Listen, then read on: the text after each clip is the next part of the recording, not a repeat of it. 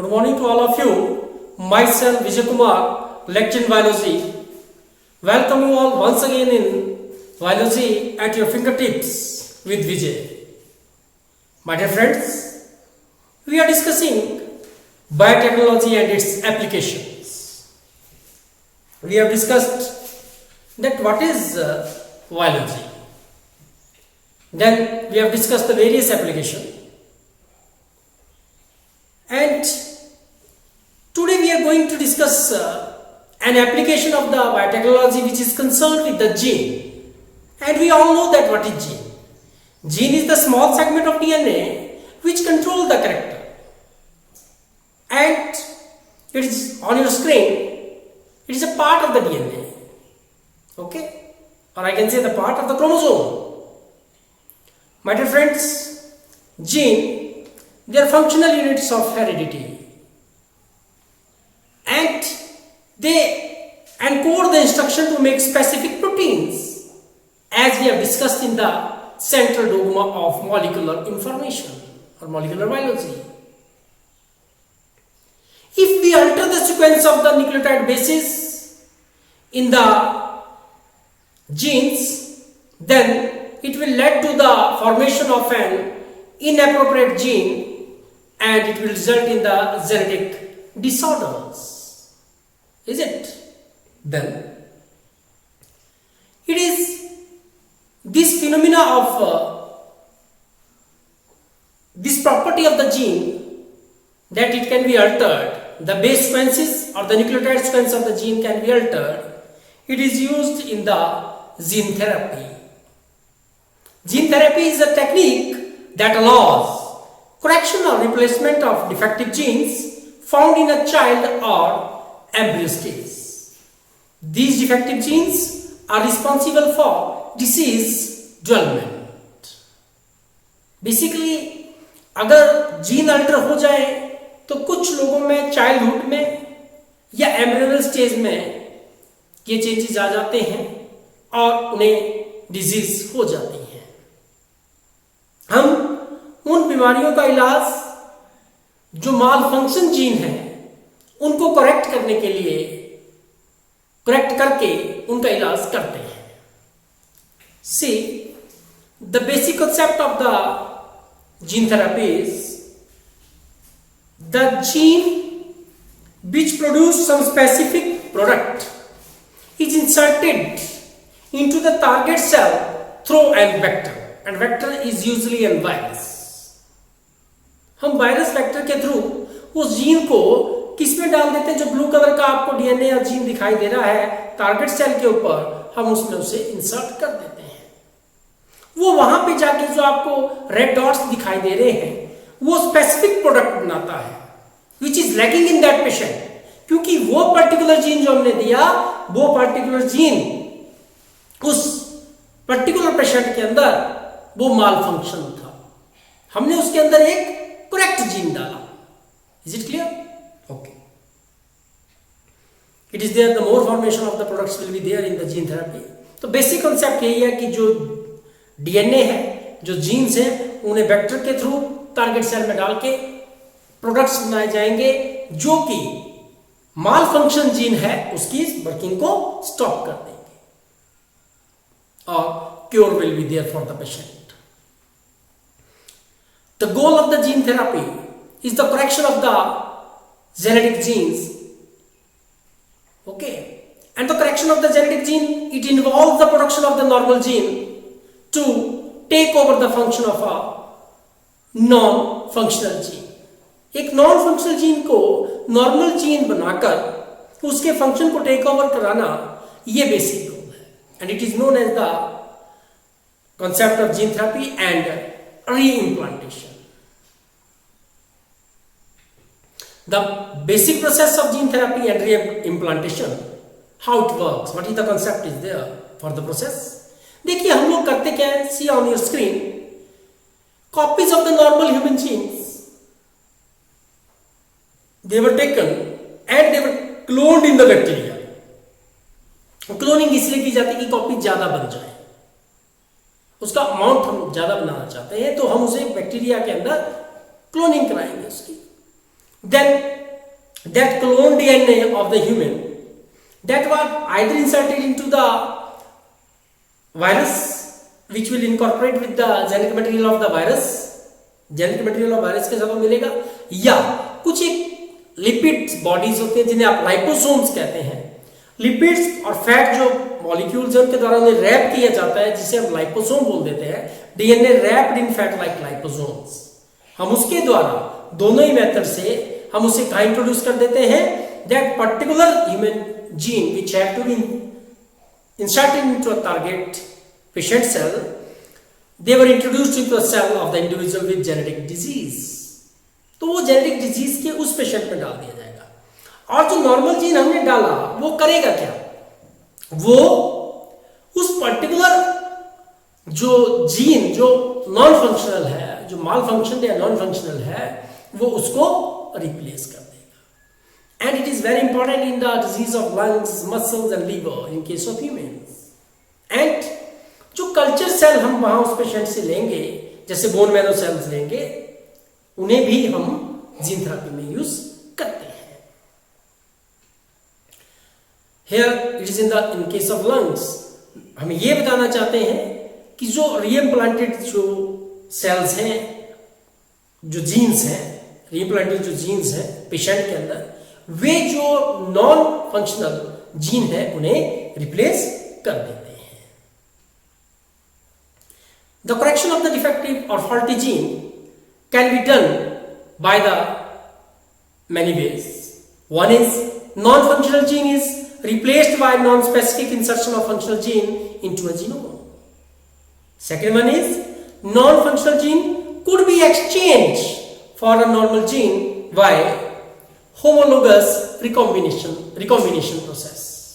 Homologous recombination जो process है वो उसके द्वारा भी हम इसे चेंज कर सकते हैं।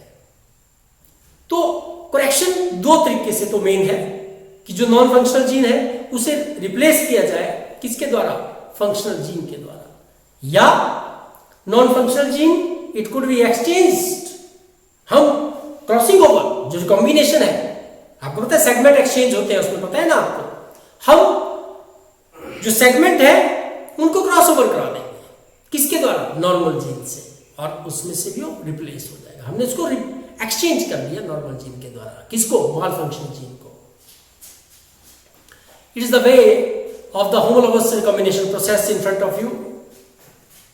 First of all we will break the DNA segment where the faulty gene is there, non-functional gene is there, then the segments were ligated, okay, उन्हें जोड़ दिया जाता है। Then these chromatids they were exchanged during the crossover।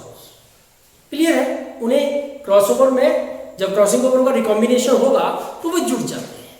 तो मैं ये बोलना चाह रहा हूं कि हम पहले क्या करते हैं रिकॉम्बिनेशन प्रोसेस में, पहले जो सेगमेंट्स हैं उन्हें क्या किया जाएगा बेटा, उन्हें हम जो नॉन फंक्शनल जीन वाला सेगमेंट है उसे कट करेंगे, फिर ब्रेक कर देंगे वहां से डीएनए को, फिर हम उन्हें लाइगेट कर देंगे, जोड़ देंगे, फिर जो एक्सचेंज क्रोमेटिड्स है they will be exchange, sorry the chromatids will get exchanged. Clear? तो it is the homologous recombination process जिसके द्वारा हम जो डिफेक्टिव जीन है उन्हें रिप्लेस कर सकते हैं। Then see other ways are there, one is it may be through reverse selective mutation, the abnormal gene could be repair to its normal function. जो रिवर्स सिलेक्टिव म्यूटेशन है उसके द्वारा भी इसे रिपेयर किया जा सकता है। तो these are the some of the ways और the correction of the non functional gene in the gene therapy. Then जो जीन थेरेपी का जो पहला यूज किया गया, जो क्लिनिकल ट्रायल किया गया, क्लिनिकल लेवल पे किया गया, वो 1990 में सबसे पहले एक 4 years old जो गर्ल थी उसके ऊपर किया गया। that particular girl have a disease which is SCID, SCID, severe combined immunodeficiency disease और syndrome, severe combined immunodeficiency syndrome। ये कैसा डिजीज होता है? इसमें जो आपके टी लिम्फोसाइट्स हैं, ध्यान से सुनिएगा, T lymphocyte and B lymphocytes, they both will not work. ना टी लिम्फोसाइट काम करेंगे इम्यूनिटी में, ना टी लिम्फोसाइट इम्यूनिटी देंगे, ना बी लिम्फोसाइट इम्यूनिटी देंगे। और ऐसा पेशेंट क्या होगा, उसकी तो इम्यूनिटी बहुत वीक होगी और वो किसी भी डिसीज के द्वारा जो है उसकी डेथ हो सकती है। Okay, the girl which is on whom in 1990 में जो एक्सपेरिमेंट किया गया, 4 साल की एक लड़की थी। Basically she have the disease due to और this genetic disorder due to ADA deficiency. Which one deficiency? I'm writing here ADA. ADA is nothing, it is adenosine deaminase. सुनिएगा ध्यान से, adenosine deaminase। एडिनोसिन डीएमिनेज क्या है? It is an enzyme. It is an enzyme. ऐसा enzyme है जो purine metabolism के लिए बहुत इंपॉर्टेंट है। पर इस गर्ल में एडीए डेफिशिएंसी थी, क्योंकि वो जो जीन जो एडीए बनाता है वो gene for ADA, okay, ADA gene is malfunction, तो इसमें एडीए नहीं बन रहा था, इसलिए उसमें प्यूरिन मेटाबॉलिज्म नहीं हो रहा था। और अगर प्यूरिन मेटाबॉलिज्म नहीं होता है तो जो टी लिम्फोसाइट्स है they will not work. Okay, तो बेसिकली 4 years ओल्ड गर्ल पे हुआ। ADA is an enzyme functioning in the salvaging of purine molecules. Deletion of a gene, basically it is due to deletion. जो deletion mutation type is deletion. In this case, deletion of a gene for adenosine deaminase caused this disorder, क्योंकि वो था ही नहीं gene उसमें। In other ways, देखिए अब क्या करते हैं, जब इस केस में क्या किया गया, deletion of a gene for adenosine deaminase caused this disorder and the deficiency can be cured by, पहले कैसे करते आए हैं हम, इसकी जो डेफिशिएंसी है तो हम क्या करें, बोन मैरो ट्रांसप्लांट करें। पेशेंट के अंदर ऑप्शंस है कि कैसे ट्रीटमेंट हो सकता है। It may be by the bone marrow transplantation. In other ways, the deficiency can be managed by injecting the functional ADA with the help of enzyme replacement therapy. Enzyme replacement therapy के द्वारा हम उसको enzyme ही देते रहे, fresh enzyme ले और उनको दे, ठीक है। या तो ये तरीका था, या तो बोन मैरो ट्रांसप्लांट करें। पर ये जो पहले के दोनों मेथड में आपको बता रहा हूं, चाहे वो बोन मैरो ट्रांसप्लांट करना हो, चाहे वो एंजाइम रिप्लेसमेंट करना हो, both of these methods they are not effective and the gene therapy is the very effective method to cure this disorder. Gene therapy ही एकमात्र बेस्ट इलाज इसमें रहता है। So the best method to treat the ADA deficiency or for the correction of the ADA deficiency, it is a gene therapy. Gene therapy have the following steps, my dear friends. See, the various steps are, first is the collection of the lymphocytes. जैसे मैंने बोला कि ये disease basically lymphocyte से related है, T lymphocyte SCID में है, SCID में। So there is the collection of the lymphocyte from the patient's blood. हम पेशेंट के ब्लड से लिम्फोसाइट लेते हैं, आप देख रहे हैं टेस्ट ट्यूब से हम लिम्फोसाइट ले रहे हैं। Then they are grown in the culture outside the body. In vitro culture में हम उसे तैयार करते हैं, सेल से उन सेल्स को हम बाहर तैयार किया कर रहे हैं, ठीक है। अब क्या करेंगे हम, जब कल्चर में नहीं तैयार कर रहे हैं, then after that in this culture they are inoculated with the ADA-cDNA। ADA-cDNA जो ह्यूमन जो हमने DNA लिया है, सॉरी जीन ADA-cDNA, हाँ जीन, cDNA इज जीन, तो उस जीन को हम क्या करेंगे, इंट्रोड्यूस कर देंगे लिम्फोसाइट में। This one is the functional. So there is the introduction of the functional ADA-cDNA into the lymphocyte which is present in the culture. Then these ADA-cDNA genes cell के अंदर हमने क्या किया था, इंट्रोड्यूस किया था, then they were inoculated, this cDNA was inoculated or introduced into the through the lymphocytes and they were introduced into the patients. cDNA introduced lymphocytes, ऐसे lymphocytes जिनमें हमने क्या किया था, cDNA डाला था, अब हम उनको कहाँ डाल देंगे, पेशेंट्स के अंदर, और पेशेंट्स के अंदर जाके वो क्या करेंगे, they will take over the normal function, और उस पेशेंट के अंदर एडीए एडिनोसिन डीएमिनेस बनना शुरू हो जाएगा, and this is the correction of the ADA deficiency. Okay, तो ऐसा किया गया था उस 4 साल की बच्ची में, ये था फर्स्ट क्लिनिकल ट्रायल 1990 में। ओके, तो this is about the gene therapy my dear friends. Other way, देखिए the best way is there, as cDNA introduce cells are not immortal. अब मैं आपको बताता हूं कि जो हमने सेल पेशेंट के अंदर डाल देना, जो हम इंट्रोड्यूस कर रहे थे, दीज आर नॉट इमॉर्टल। अब वो अमर तो है नहीं, they will die off after some time.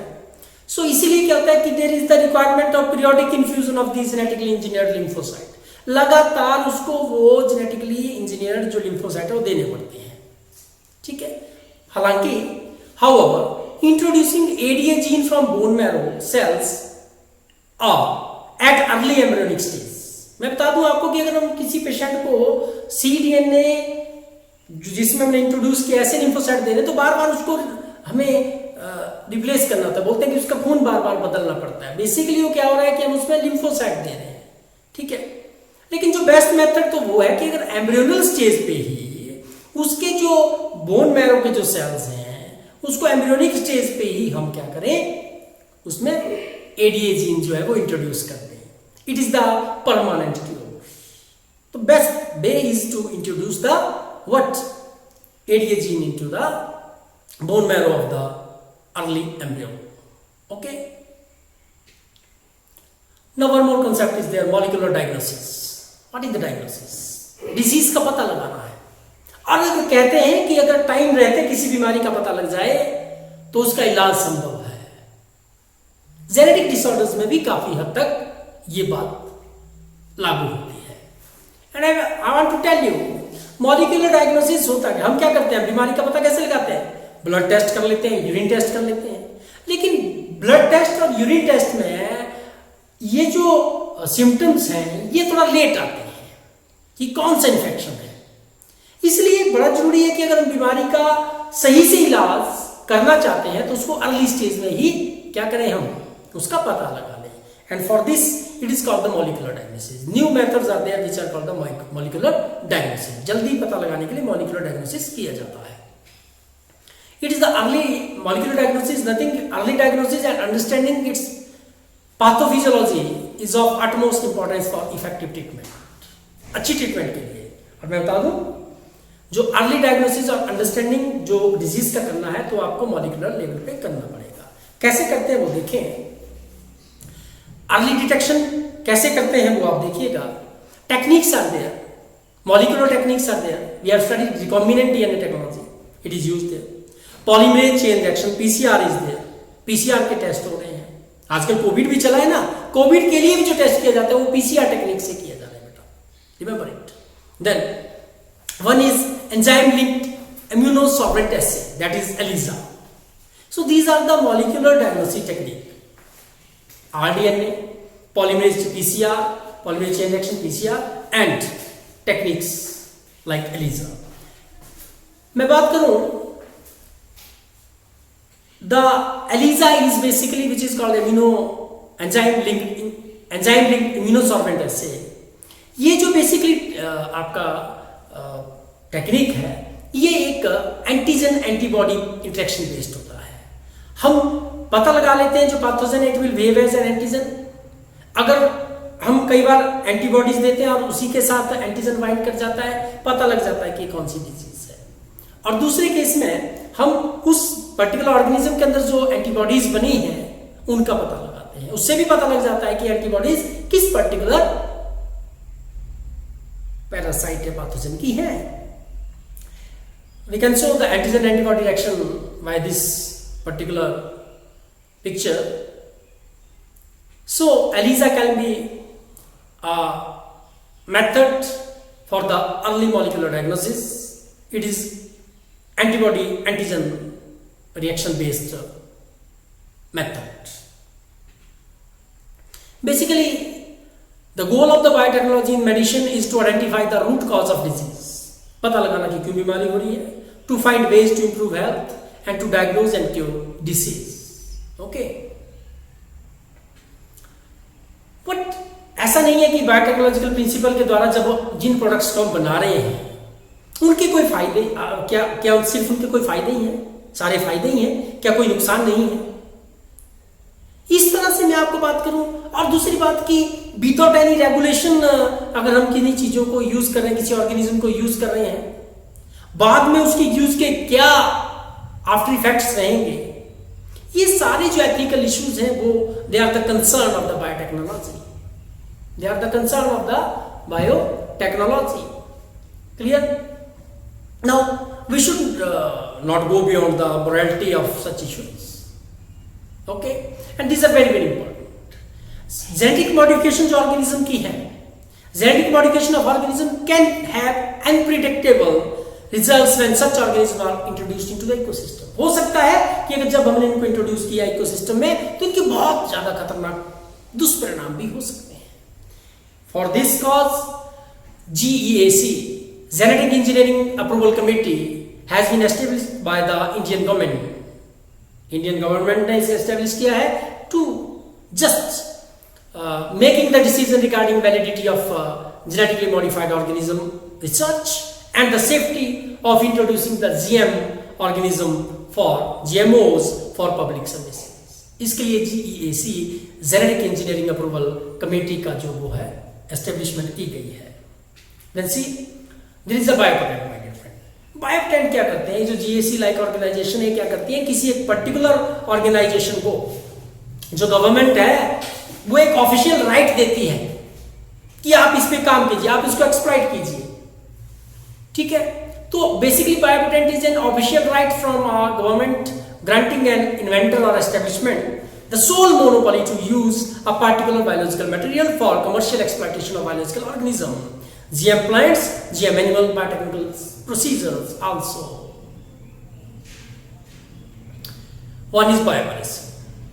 ये बायोपेटेंट का मुद्दा इसलिए आया कि मैं आपको बता दूं कि एक अमेरिकन कंपनी ने जो बासमती हमारे देश की संपदा है उसी के बायोपेटेंट कर लिए थे। आज बासमती के 27 डिफरेंट पेटेंट्स आते हैं। इसी ये कई बार एक चोरी की तरह हो चुका है। बायोपायरेसी, पायरेसी मीन चोरी। बायोपायरेसी में क्या है कि कुछ एक जो इंटरनेशनल ऑर्गेनाइजेशंस हैं वे क्या कर रही है कि हमारे रिसोर्सेज को यूज कर रही है। They are using our resources जबकि उनका हक नहीं है। वो रिसोर्स हमारे, वो नॉलेज हमारी है, but they are using this. Okay, so biopiracy is the term used to refer to the use of the resources by multinational companies and other organizations without proper authorization from countries and people concerned without compensatory payments. ठीक है? So अब आप इस चीज को देखें कि जो बायोपायरेसी है वो एक तरह की चोरी है। क्या है वो तो एक तरह की चोरी है। क्लियर है? किसने की? जो उसका मालिक ही नहीं। कई मल्टीनेशनल कंपनीज ऐसा कर रही हैं कि वो इंडियन, जैसे मैंने बासमती की बात आपसे की, basmati is our resource, Indian resource basically. हमारे यहां तो कई मुद्दों से इसका यूज हो रहा है। What US company they made the patent. अगर हम टाइमली इन इश्यूज को नहीं उठाएंगे ग्लोबल लेवल पे, इंटरनेशनल लेवल पे, तो हमारी ही संपदा पे, हमारी ही रिसोर्सेज पे किसका अधिकार हो जाएगा? अदर कंट्रीज का अधिकार हो जाएगा। समझ रहे हैं आप बात? ठीक है, so it is very important that we must check the biopiracy. मैं आपको बता दूं, most of the industrialised nations are rich financially but poor in their biodiversity. बात आती है कि वो चोरी क्यों कर रहे हैं? अमेरिका की कंट्री है, वो चोरी क्यों कर रही है? But the important is that कि even though they are economically they are very very rich, but their biological resources are very poor. They are poor in their biological resources. While the countries which are not so economically good, they are small countries, they they are deficient in the money economy, but they are very rich biodiversity. So commercial level पे exploit करने के लिए जो traditional knowledge उन countries की है, उसे कुछ कंट्रीज की ऑर्गेनाइजेशंस वे उन पे अधिकार जमाना शुरू कर देती हैं, और यही है बायो पायरेसी। मैं आपको बता दूं, बहुत ज्यादा इनजस्टिस हो रहा था और अलग अलग इस तरह के इश्यूज आ रहे थे। इंडिया के अंदर जो इंडियन पार्लियामेंट है, Indian parliament has recently cleared the second amendment of the Indian patent bills. मैंने बायो पेटेंट की बात की आपसे, मैंने बोला कि एक अथॉरिटी दे देते हैं, एक मोनोपोली यूज करने की दे देते हैं। कौन करता है ऑथराइज? गवर्नमेंट ऑथराइज, वो गवर्नमेंट उसको ऑथराइज करती है। और Indian patent second amendment of the Indian Patent Bill is a recent advancement that takes such issues into consideration, including patent terms, emergency provisions, and research and development initiatives. ये सारे काम वो government देख रही है, और गवर्नमेंट ने अब तो सेकेंड अमेंडमेंट के द्वारा बड़ा इंश्योर किया है कि हमारे जो रिसोर्सेज हैं उन पे कोई और कब्जा ना कर सके। ओके, इज इट क्लियर और नॉट? देन मैं बात कर रहा था बायोपायरेसी की, जैसे राइस की मैं बात कर रहा था आपसे। हम देखते हैं कि लगभग जो राइस है इंडिया में अकेले ही there are 2 lakh varieties of the rice are there. बेटा 2 लाख वैरायटीज है, और बड़ा फेमस है बासमती चावल। बासमती कौन नहीं खाना चाहेगा? वो 1997 की बात कर रहा हूं, जब यूएस की कंपनी ने उसका पेटेंट कराया था।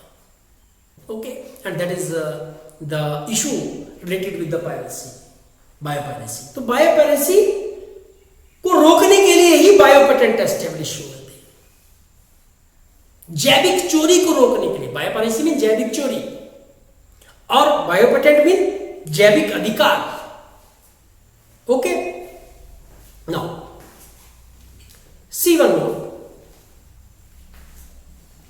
आई am saying bio patent.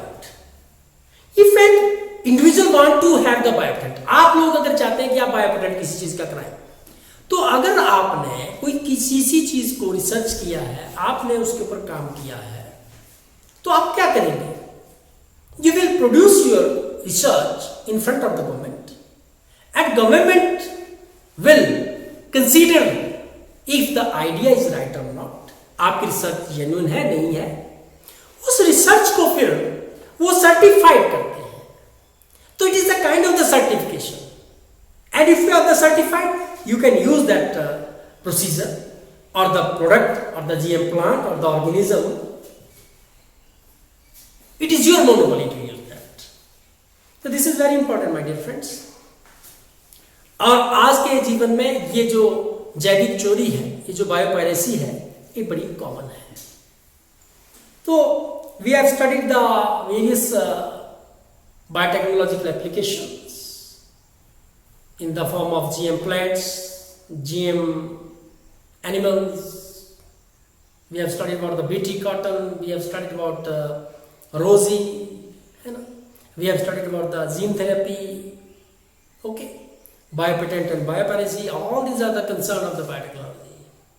It is the science which have revolutionized our life.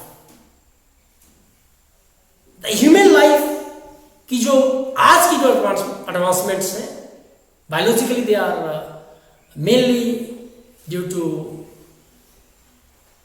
What? Biotechnology. So जो advancement in research field is very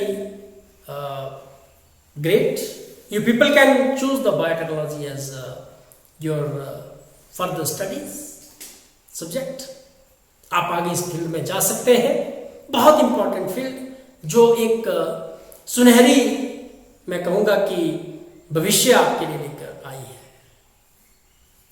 with this I want to thank you all, meet you with newer topics, newer ideas in the next class.